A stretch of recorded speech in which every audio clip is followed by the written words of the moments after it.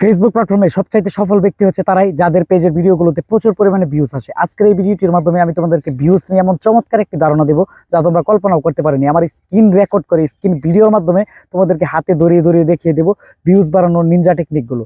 কি করলে ভিডিওতে ভিউজ আসবে, কি করলে ভিডিওতে ভিউজ প্রচুর পরিমাণে আসবে, এই ভিডিওটির মাধ্যমে বিস্তারিত আপনাদেরকে তথ্য দেওয়ার চেষ্টা করব। যদি ভালো লেগে থাকে ভিডিওটি পরিপূর্ণ দেখবেন, অন্যদের দেখার একটা সুযোগ করে দিবেন। দেখেন, ভিউজ বাড়ানোর জন্য সত্যি কিন্তু কোনো সেটিংস নেই, তবে ভিউজ বাড়ানোর জন্য সেটিংস কিন্তু আপনাকে ঠিক আছে কিনা সেটা চেক করতে হবে। আপনার সেটিংস গুলো আপনার ঠিক আছে কিনা সেটা চেক করার জন্য কিন্তু আপনাকে অবশ্যই অবশ্যই এই কাজটা করতেই হবে। আপনার সেটিংস ঠিক আছে কিনা, আপনার সেটিংস ঠিক থাকলেই তো আপনার ভিডিওগুলোতে ভিউজ হবে। যেমন আপনাকে আমি বোঝানোর জন্য বলতেছি, ধরেন আপনার ভিডিওগুলো আপনি আপলোড দেওয়ার পর সেটা বিভিন্ন পাবলিকের কাছে পৌঁছাবে। এখন যদি আপনি ওখানে পাবলিক না দিয়ে অন্য কিছু দিয়ে রাখেন, তো আপনার ভিডিওগুলো কি পাবলিকের কাছে যাবে? কখনোই যাবে না। তাই আপনাকে অবশ্যই অবশ্যই আপনার সেটিংস গুলো ঠিক আছে কিনা এবং কোন সেটিংস গুলো ঠিক থাকলে আপনার ভিউজ প্রচুর পরিমাণে বাড়বে, এই ভিডিওটির মাধ্যমে দেখিয়ে দিব। এত সবাই সম্পূর্ণ ভিডিওটি দেখবেন, কেউ টানবেন না। আসলে এই ফেসবুকের মূল ইনকামটা কিন্তু আসে হচ্ছে ভিউজ থেকে। আপনার যদি ভিউজ না আসে, আপনার পেজে যদি ভিউজ না হয়, তাহলে কিন্তু আপনাকে কেউ মূল্য দিবে না, আপনাকে কেউ চিনবে না, আপনার ইনকাম আসবে না, আপনি ফেসবুকে টিকে থাকতে পারবেন না। তাই আপনাকে ভিউজ নিয়ে কাজ করতে হবে, ভিউজ বাড়াতে হবে। তো এত কথা না বলে আসুন ভিডিওটি শুরু করা যাক। ভিডিওটি শুরু করতে হলে আমার স্ক্রিনটাকে ভালোভাবে খেয়াল করতে হবে। প্রথমে চলে আসবো ফেসবুক অ্যাপসে আসার পর আপনারা সেটিংসে চলে যাবেন। সেটিংস পেয়ে যাবেন নিচের দিকে। সেটিংসে আসার পর ফার্স্ট আপনাকে চলে যেতে হবে মিডিয়া।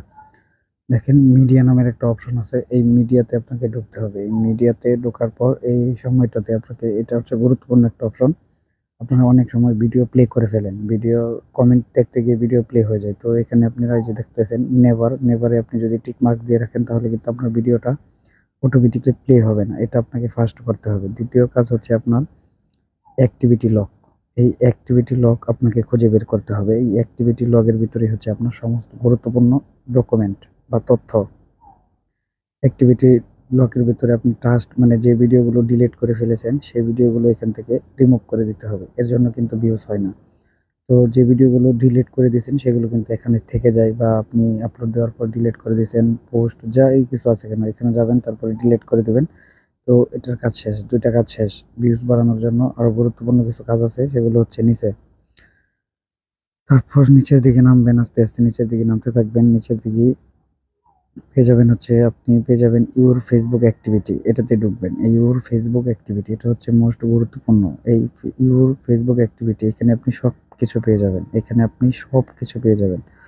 আপনি এক এক করে দেখেন যে গ্রুপগুলোতে আপনি আপনার ভিডিও শেয়ার করেছেন, ছবি শেয়ার করেছেন, সেই গ্রুপে ঢুকে আপনি সেই ভিডিও এবং ছবিগুলো সেখান থেকে ডিলিট করে দিবেন গ্রুপসে। তারপরে হচ্ছে এখানে আপনি সব কিছু পেয়ে যাবেন, অল এভরিথিং।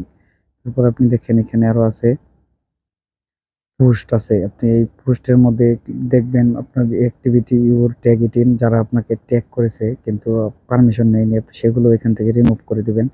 কেননা ট্যাগ যদি আপনাকে করে রাখে, এগুলো যদি ঝুলিয়ে রাখেন তাহলে কিন্তু হবে না। পোস্ট দেখবেন আপনার পোস্টগুলোতে কি অবস্থা, এটা এখানে ঢুকে আপনি দেখতে পারবেন।